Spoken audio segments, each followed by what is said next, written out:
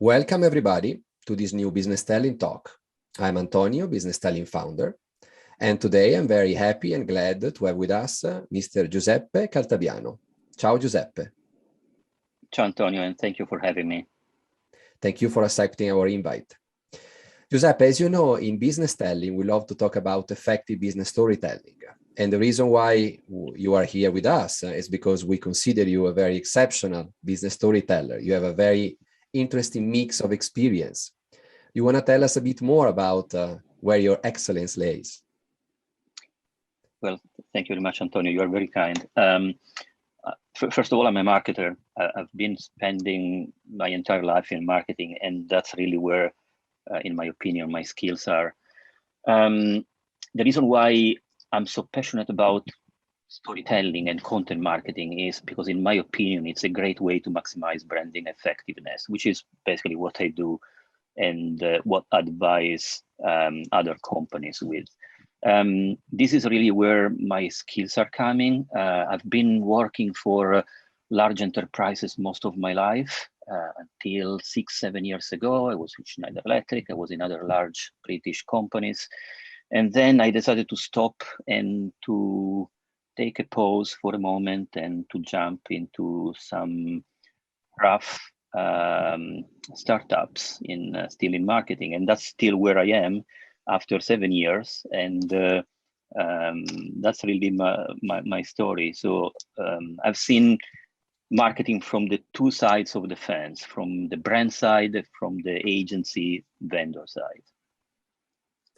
I love that you took a pause. I like to step back, and usually we say to see what we're doing on the business instead of being too much in the business. To have like the broader view helps all the time to steer in the right direction. So I think this pause helped you, right?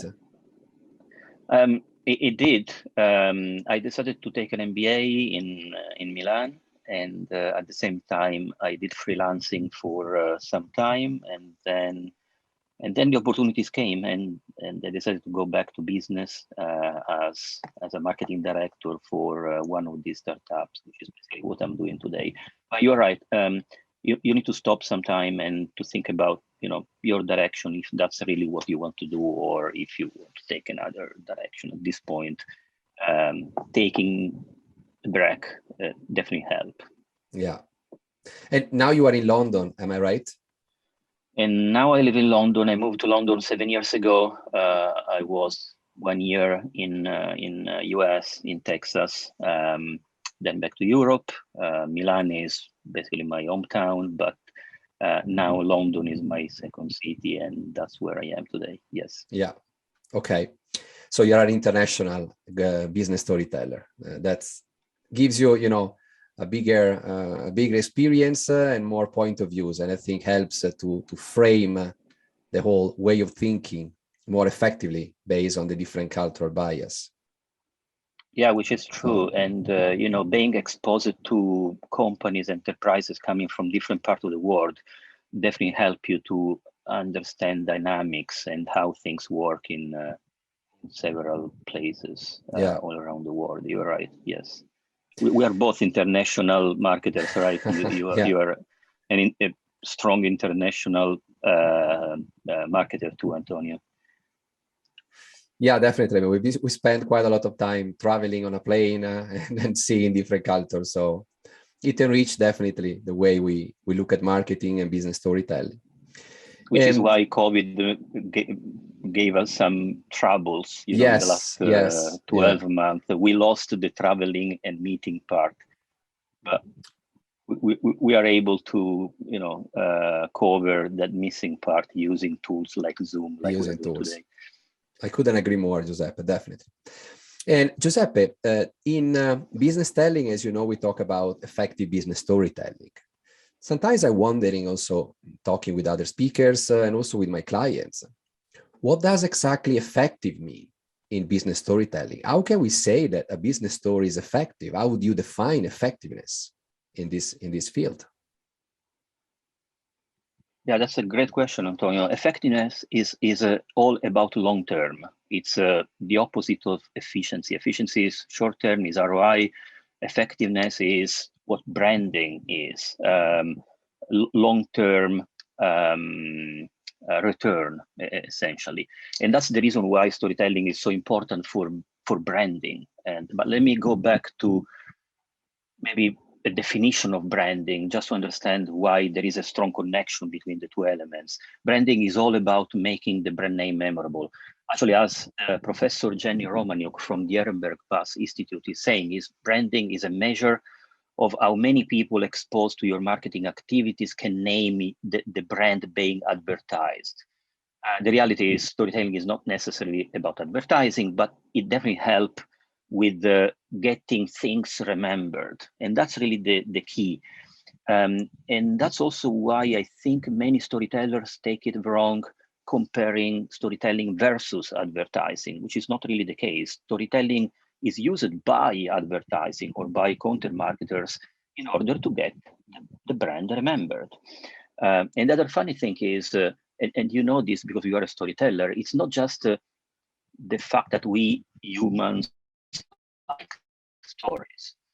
It's really based on some kind of biological reaction. Whenever we hear a story or watch a movie, there are a bunch of things happening in our brain.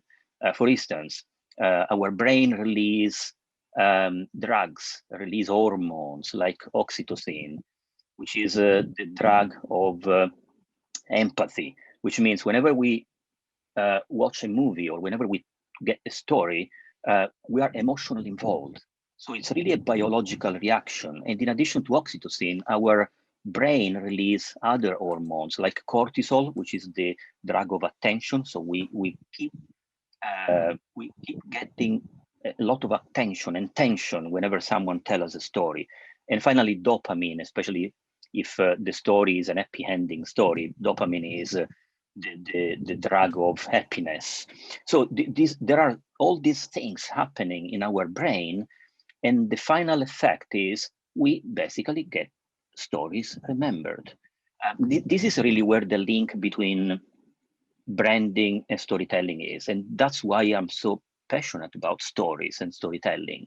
If you use storytelling, people will remember your brand. There are many other ways, of course, like advertising and jingles and colors and shapes. These are all things that are called distinctive brand assets. Story is probably one of the most important because it's part of the human life. So, sorry, back to your initial question. What is effectiveness? Effectiveness is getting things remembered long time. Storytelling is helping with the long time effectiveness, marketing and branding. That's really what these disciplines are all about. Yeah, I love that you were naming a lot of chemical reaction in our body, thanks to stories. Usually we say that, we learn, we grow, we share information through stories. And really, having this perspective that those stories made us what we are today, also because from a chemical point of view, in our body, when we listen to stories, we get reaction, we get, like a physical anchoring to some of the element of those stories. And probably, that's also the reason why we keep remembering stories we heard when we were kids. And we remember some advertising, right? And the other interesting point is if you look at where the main storytelling frameworks are coming from, they're not coming from marketing, they're coming from screenwriting, from writers, from authors. If you have access to the app Masterclass, you will find a list of beautiful writing and storytelling classes, not for marketers.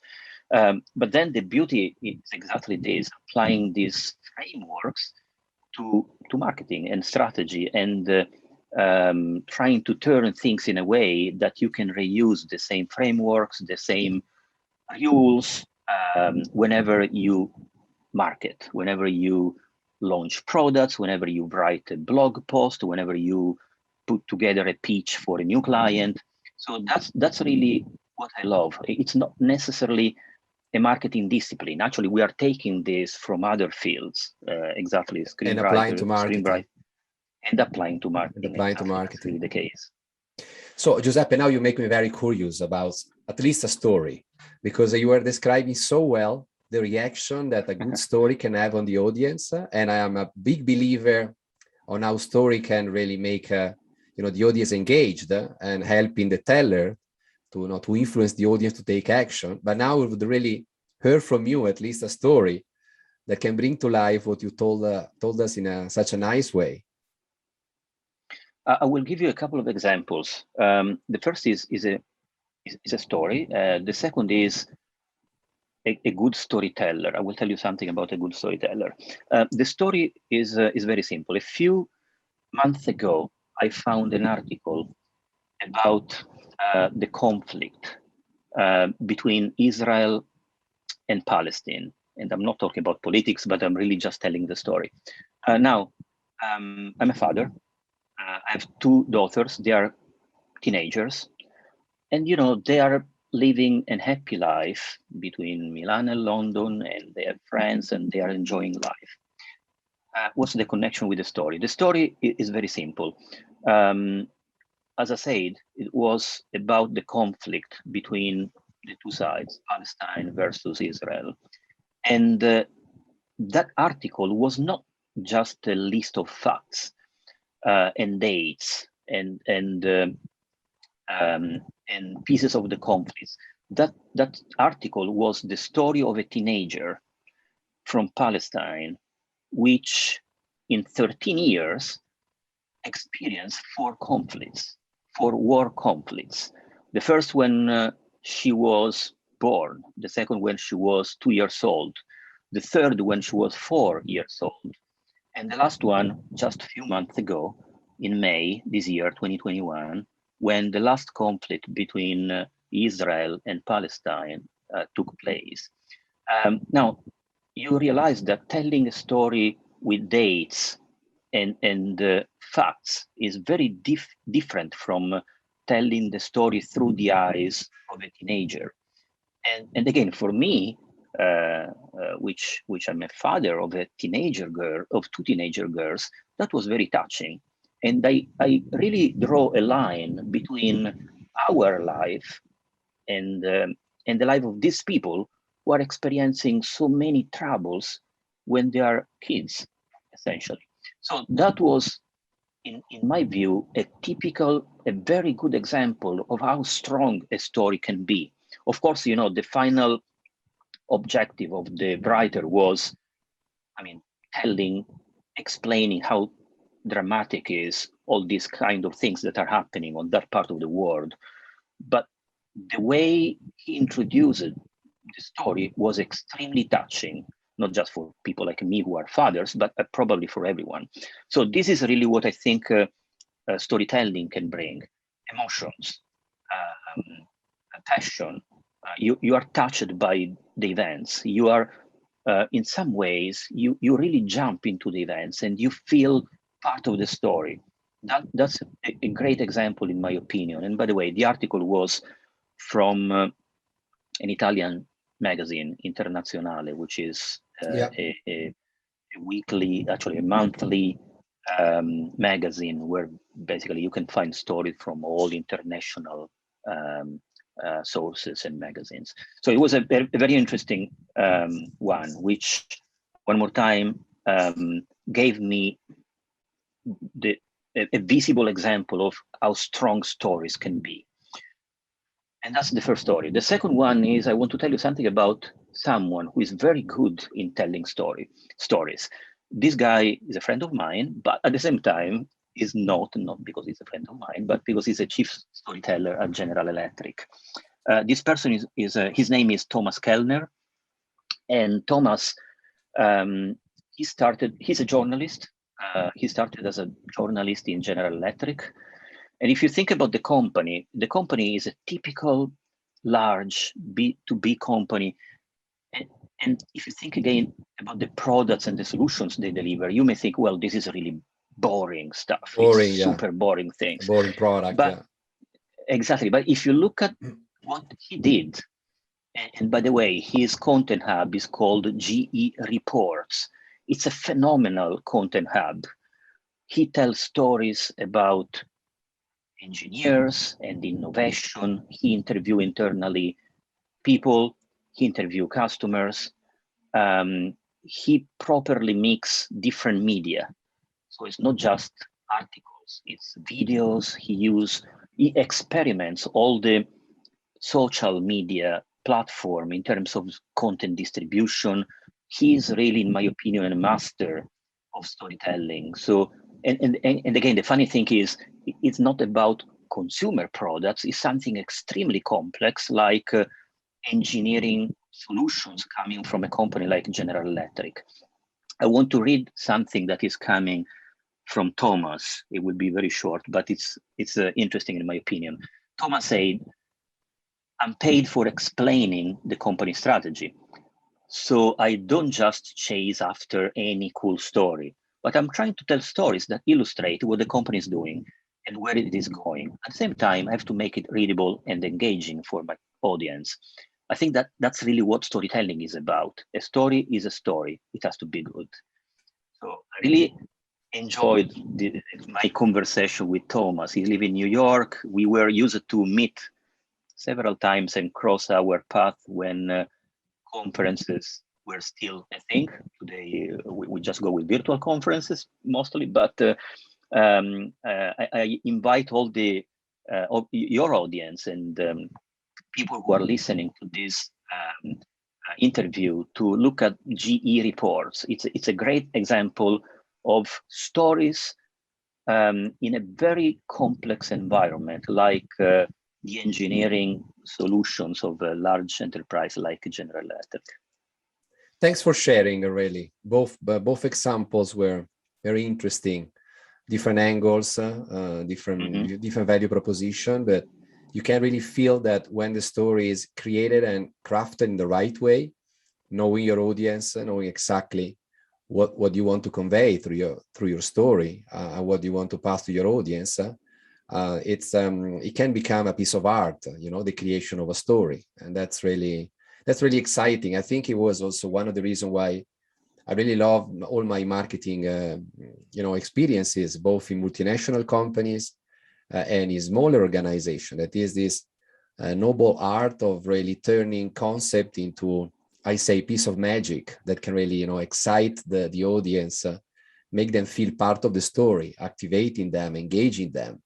And it's beyond, and you said that at the beginning, it's beyond the creation of, storytelling. It's really bringing people into the story. And it's like, if you want to make them feeling part of what you're saying and also provide them some actionable, step that they can take the story forward and make the story their stories. As you said, when you heard the story about this teenager in Palestine, you really felt engaged with that, and you felt, how can you transfer this story to your daughters? So really, I think the power of, as you said, a beautiful storytelling, especially in business, how much you can activate your audience really to feel that they want to take an action, because you cannot say they have to. Nobody can force anyone. But when you are willing to take action because of the story you heard, then as a marketeer, you've done a good job, I think, right? Exactly. And that's why I also like to say that storytelling is really where, and you mentioned that, by the way, where art and data connect. Because at the end, we are marketers, we are selling stuff. And in order to sell stuff, we need to understand our audience. And in order to understand our audience, we need to get data from our audience. Yeah. So content and stories for us are not just telling beautiful stories. It's also that, but it's also understanding our audience and getting data from them and learning who they are. So that's why, in my view, storytelling is really a beautiful compromise. It's really where data and art get together. That's really where what storytelling is. And you also mentioned several times the word actionable, which I think is a key point for us marketers, right? Yeah, definitely. Action is one of my, probably the key words of when I train in business storytelling, or I apply business storytelling to my clients or in project, I really try to see the actionability of something. I remember I had a boss in one of my first assignment, and he was telling me, start with the action in mind. Try to visualize what's the action you are looking for from your audience. That could be, take a product from the shelf, put in the trolley. That could be clicking a link on a blog. That could be buy a product on an e-commerce platform, whatever. The path to purchase, or walk back from the action of your audience and try to design content that help the audience to take this action. You don't have to create stories telling how good you are. It's not a teller-driven story. It's not effective. Try to create content that help the audience to understand what you're looking for and what they should take as an action to make happen what you need. So action, I mean, which is I exactly, like that. Yeah. Exactly the point for us marketers. I mean, if something is not actionable, is a pure entertainment, which is fine. Yeah. It's fine. But I don't really believe those content marketers who say that consumers are expecting brands to entertain. That's not really the case. I mean, the reality is very simple. We as a consumers, we cannot care less about brands. I mean, we are very opportunistic. We need something, and we look for products who are solving our problems. So the entertainment is fine, but again, if there is no action, I mean, that's probably not the right job for us marketers, right? Yeah. So yes, action is what is transforming a story into a marketing discipline. Basically. Absolutely. And Giuseppe, I mean, you're working on a lot actually in content marketing, and you're also a very digital person. I know that you have a blog, you're creating a lot of content about on the digital ecosystem. You're collaborating with digital platform, etc. So my question for you is, how do you see the future of content marketing in the digital era? How can you digital really influence and change the way the audience is acquiring messages, and also the way tellers or brand builder or marketer create those contents? What's your perspective on that? Yeah, I've been asked this question a few times, and my answer is always, content marketing and storytelling are some of the many disciplines that marketing has. They are very powerful if you can balance content marketing with all the rest, but they're not the only one. And with this, what I mean is, again, someone consider content marketing as the future of marketing, opposite to adverts, which is not really the case. Marketing is a blend of both advertising and content. And actually, storytelling can empower both. Content can be empowered by storytelling. Advertising can be empowered by storytelling. I live here in the UK, and at Christmas, every year, a large department store, which is called John Lewis, release a beautiful TV commercial. Amazing. The people are expecting those commercials because it's beautiful stories in a few minutes. They are aired in TV, and they tell stories. They don't even mention products or the brand. The brand logo just show up at the very end of the advert, and each year they create a new beautiful story. So that's one of the many examples of how storytelling can empower both, content and advertising. But back to your point, content marketing is a very powerful discipline if properly used together with many other disciplines. It is very strong, especially at top of the funnel, which means branding, essentially awareness, because it gets things remembered. It helps getting things remembered. And eventually it may engage people better than adverts. That's the reality. What's the future of content marketing? First of all, being more and more integrated with the rest of marketing, at the point that probably the content marketing definition will disappear at a certain point. It's content, it's marketing, and that's it. You know, I understand that it was defined as a content marketing 7-8 years ago because it was a new thing. Actually, it was an old thing, but it was a different way to approach the buyer journey, in few words, with a very strong focus on all the phases of the buyer journey. And in addition, I like what someone called the Netflix model of content marketing, which means it's not just one individual piece of content, transactional, and then it's over.